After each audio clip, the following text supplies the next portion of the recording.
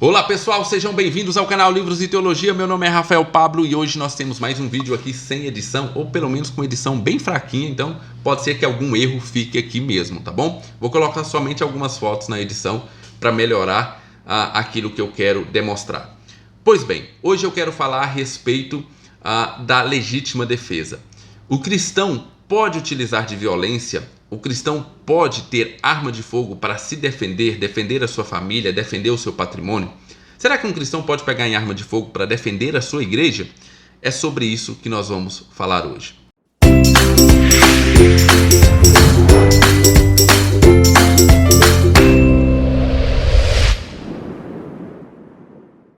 Esse assunto está mais acirrado por causa dos protestos e das manifestações lá no Chile. O que está acontecendo é que está havendo uma série de manifestações ali e um grupo de vândalos, que a mídia insiste em chamar de manifestantes, está entrando dentro das igrejas, principalmente igrejas católicas, e incendiando essas igrejas. E aí a pergunta é, será que o cristão poderia utilizar de violência ou mesmo de arma de fogo para proteger essas igrejas?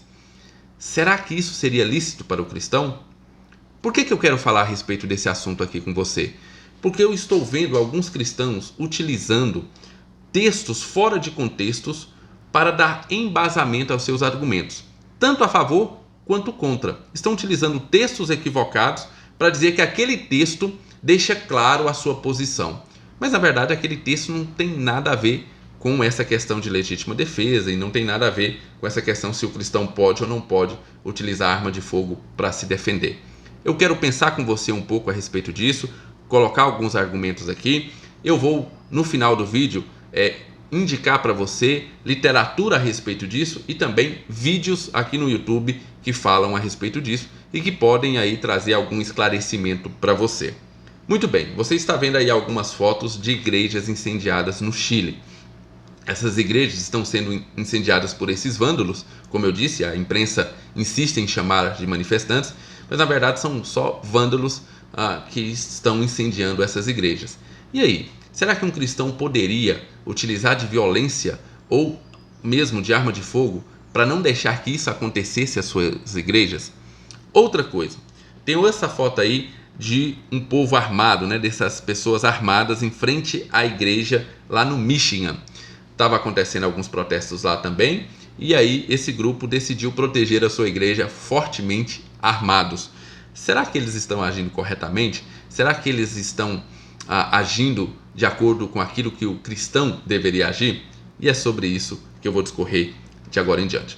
Olha só, os textos utilizados para defender o fato de que o cristão não poderia pegar em arma, de que o cristão não poderia utilizar de violência para se defender, normalmente são lá de João 18 e de Mateus 5. Lá em João 18, a partir do versículo 10, nós temos aquela situação onde Jesus está sendo preso.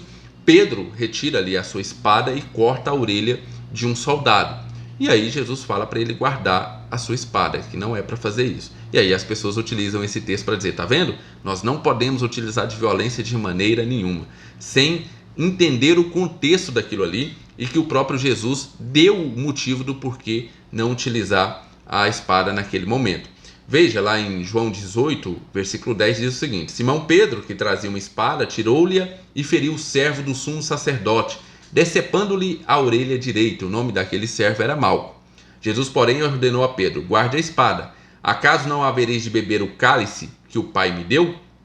Assim, o destacamento dos soldados, com o seu comandante e os guardas dos judeus, prenderam Jesus e amarraram. Bem, aqui nós temos então Jesus falando que Pedro não deveria utilizar a espada. Só que as pessoas esquecem do porquê que Jesus falou isso. No versículo 11, ele diz o porquê. Ele fala, acaso não haverei de beber o cálice que o Pai me deu? O que ele está querendo dizer aqui, nesse exato momento, é que ele tem um propósito a ser cumprido e que Pedro não pode impedir do próprio Jesus cumprir o seu propósito. Sim, tem outro texto que fala uma outra coisa, mas eu vi gente utilizando esse texto aqui para defender a respeito de que o cristão jamais poderia utilizar de violência para se defender ou defender pessoas próximas e tal. Mas o contexto aqui é um outro contexto, é Jesus indo para o seu propósito e falando para Pedro que não adianta nada o que ele vai fazer, porque aquilo que estava sendo feito ali era o propósito para o qual Jesus tinha vindo. Pois bem, O segundo texto que é utilizado é lá em Mateus 5,38, que é ali no Sermão do Monte, Jesus dizendo a respeito de como deve ser a nossa relação com os nossos inimigos. E lá em Mateus 5,38 diz o seguinte: vocês ouviram que foi dito olho por olho, dente por dente? Mas eu lhes digo, não resistam ao perverso. Se alguém o ferir na face direita, ofereça-lhe também a outra. E se alguém quiser processá-lo e tirar-lhe a túnica, deixe que leve também a capa. Se alguém o forçar a caminhar com ele 1 milha, vá com ele 2. Dê a quem lhe pede, e não volte as costas àquele que deseja pedir-lhe algo emprestado. Vocês ouviram o que foi dito? Ame o seu próximo e odeie o seu inimigo. Mas eu lhes digo, ame os seus inimigos e orem por aqueles que os perseguem. Esse é um outro texto muito utilizado por pessoas que acreditam nesse pacifismo utópico, né? De que, olha, tá vendo? Nós não poderíamos de forma nenhuma nos defender. Jesus nos ensinou a não nos defender. Eu não posso fazer uma exegese desse texto, eu tenho certeza que outros canais fizeram e vão fazer muito melhor do que eu, talvez ali o Iago Martins do 2D de Teologia, mas eu posso garantir para você que se você olhar todo o contexto e realmente o que Jesus quis dizer, ele não está querendo dizer que o cristão não pode se defender, de que o cristão tem que ser um pamonha. Alguém vem, bate na cara dele, ele tem que ficar quieto e fingir e oferecer a outra face. É muito interessante, eu vou pegar só um contexto aqui, que ali quando Jesus recebeu tapas na face, quando ele foi preso e recebeu tapas na face, ele não ofereceu a outra face. Ele não falou assim, bateu nessa, então bate nessa aqui também. O que ele fez foi perguntar, por que você está me batendo? O que eu te fiz para que você me batesse? Então, nós não podemos pegar esse texto fora do contexto e utilizar, porque se nós utilizarmos ele fora do contexto, o próprio Jesus não o fez da forma que ele falou aqui. Se esse fosse o significado, o próprio Jesus teria falhado naquilo que ele pregou, e nós sabemos que Jesus não falhou. Então, por favor, estudem melhor um pouquinho o texto antes de utilizarem esse texto para esse pacifismo bobo de achar que o cristão não pode se defender. Pois bem, o texto que eu vi sendo utilizado como que o cristão poderia utilizar arma de fogo, poderia utilizar de violência, é um texto para mim ainda mais cabuloso, que é o Jesus no templo, lá em João 2,13. Quando já estava chegando a Páscoa judaica, Jesus subiu a Jerusalém. No pátio do templo viu alguns vendendo bois, ovelhas e pombas e outros assentados diante de mesas, trocando dinheiro. Então ele fez um chicote de cordas e expulsou todos do templo, bem como as ovelhas e os bois. Espalhou as moedas dos cambistas e virou as suas mesas.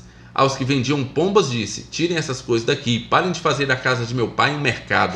Seus discípulos lembraram-se que está escrito, o zelo pela tua casa me consumirá. Olha só, se você colocar esse texto em relação ao texto anterior, Jesus não foi lá muito bonzinho, né? Jesus não ofereceu, não, tudo bem, podem ficar com a casa do meu pai, podem ficar com o templo, entendeu? Nós não vamos fazer nada não, afinal de contas nós somos cristãos e nós sempre oferecemos a outra face, nós sempre deixamos que as pessoas levem aquilo que quiserem de nós. Então veja, existe aqui um significado mais profundo do texto. E aqui esse texto em si também não está falando sobre armamento cristão, não está falando que o cristão pode se armar, não é esse o texto que dá base para isso.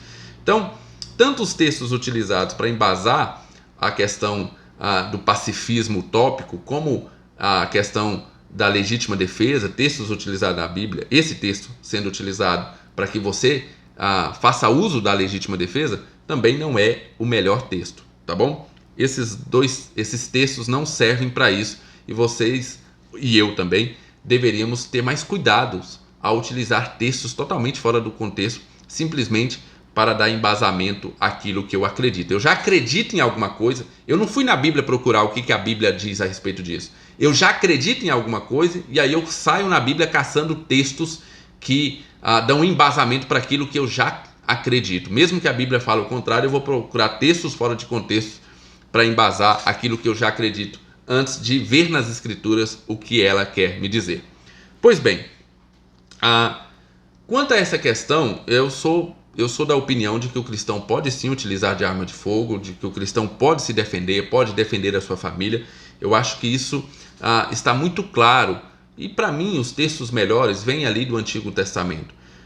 Quando Deus falou não matarás, na verdade falou não assassinarás e não matarás, o que ele quis dizer é que eu não posso cometer um crime premeditado.